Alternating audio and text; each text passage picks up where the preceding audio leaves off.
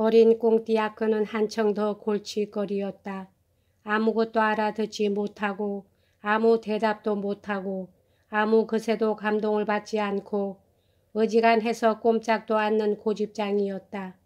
그가 가장 의기양양한 때는 나를 발끈하게 만들었을 때였다. 이때는 그가 오히려 어른처럼 보이고 나는 거꾸로 어린애가 되었다. 나는 자신의 결점 전부를 인정하고 그것을 통감했다. 학생의 심정을 연구하고 그것을 아주 잘 터득했다. 그들의 함정에는 한 번도 걸려든 일이 없는 것으로 생각된다. 그러나 바로 잡을 줄도 모르면서 나쁜 점만을 보는 것이 무슨 소용이 있겠는가. 무엇이고 다 알고 있으면서 무엇 하나 막아내지를 못했고 무엇 하나 성공을 못했다. 내가 하고 있던 것은 그렇게 해서는 안 되는 바로 그것이었다. 제자의 경우도 그렇지만 내 자신의 일에도 성공을 거두지 못했다. 마벌리 부인에게는 대방 부인이 소개를 했다. 내게 예법을 가르치고 사교 사회의 풍습이 몸에 배도록 해 주었으면 하는 부탁이었다. 마벌리 부인은 그 점에 마음을 쓰며 내게 손님 접대의 예법을 가르쳐 주려 했다. 그러나 나의 태도가 몹시 어색하고 게다가 심한 수줍음과 얼빠진 데가 있었으므로 실망한 나머지 부인은 두 손을 들고 집어치우게 되었다. 그러나 그것은 언제나 하는 내 습관대로 그녀를 사랑하는 데 방해가 되지 않았다. 상대편이 그걸 눈치챌 만큼 나는 그런 태도를 보였으나 도저히 그것을 고백할 수는 없었다. 부인은 먼저 추파를 던질 그런 여자는 아니었으므로 나만 공연한 추파를 던지고 한숨만 내쉴 뿐이었다. 결국 소용없는 일인 걸로 보고 곧 이것에도 흥미를 잃고 말았다. 자질구레한 것을 훔치는 내 도벽은 엄마 밑에서 지내고 있는 동안에 완전히 없어졌다. 무엇이든 내 것이었으므로 훔칠 필요가 없었던 것이다. 게다가 내가 세운 고상한 주의로서도 그 뒤로는 그런 비열한 행동에서 초연해 있지 않으면 안 되었고 또 틀림없이 그 이후에는 초연해 있던 것이 보통이었다. 그러나 그 뿌리는 끊어버렸는데도 그 유혹을 이겨내는 방법을 배우지 못했었다. 그러니까 만일 그런 욕망에 사로잡히기 쉬운 처지에 있으면 소년 시절과 같이 자신의 도벽에 비상한 경계를 하지 않으면 안 되는 것이다. 그것을 마벌릿이 댁에서 입증하게 되었다. 훔치기 쉬운 작은 물건들은 주위에 있었지만 눈길도 보내지 않았다.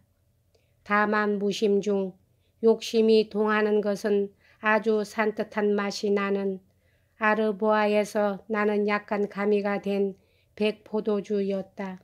초대받은 자리에서 조금씩 마셔본 것이 무척 내 구미를 당기게 했다. 그것은 다소 탁한 술이었다. 나는 술을 맑게 할 수 있기 때문에 그 기술을 자랑했다.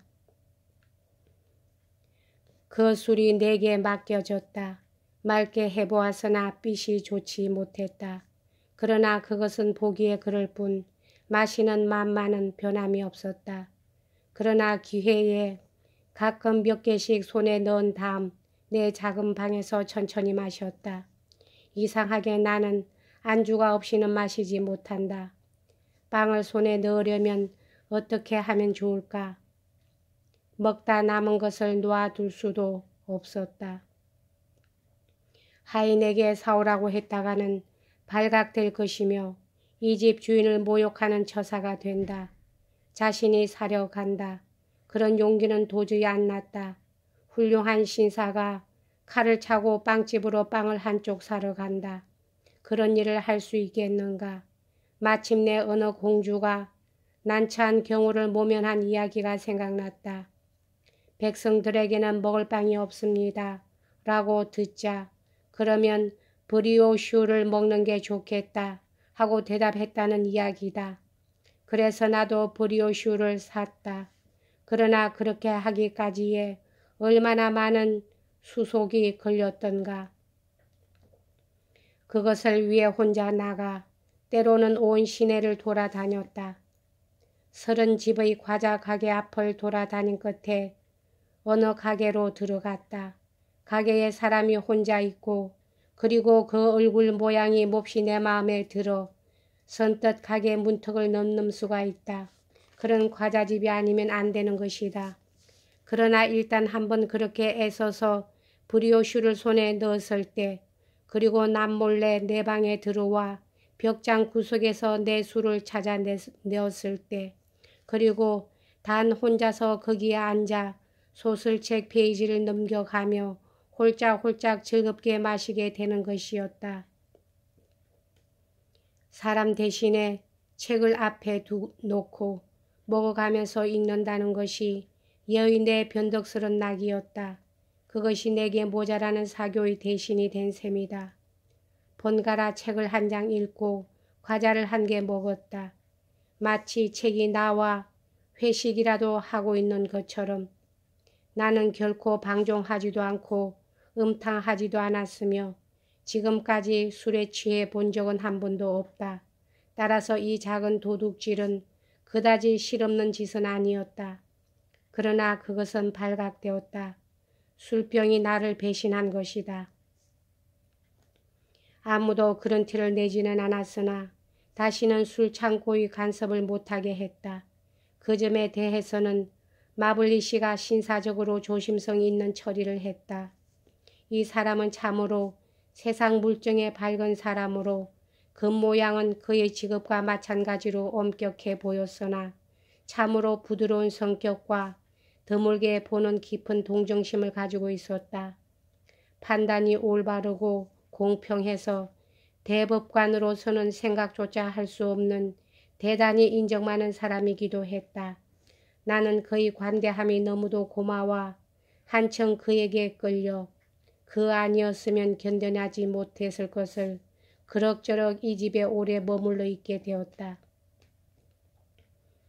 그러나 결국은 부적당한 직업과 아무 재미도 없으면서 거북하기만 한 위치 등의 실정이 나서 1년을 해본 다음 그동안에라도 수고를 아끼는 일은 조금도 없었지만 제자들의 교육을 훌륭하게 완수할 힘이 없는 것으로 단념하고 떠날 결심을 했다. 마블릿이 자신도 나와 꼭 같은 견해를 가지고 있었다.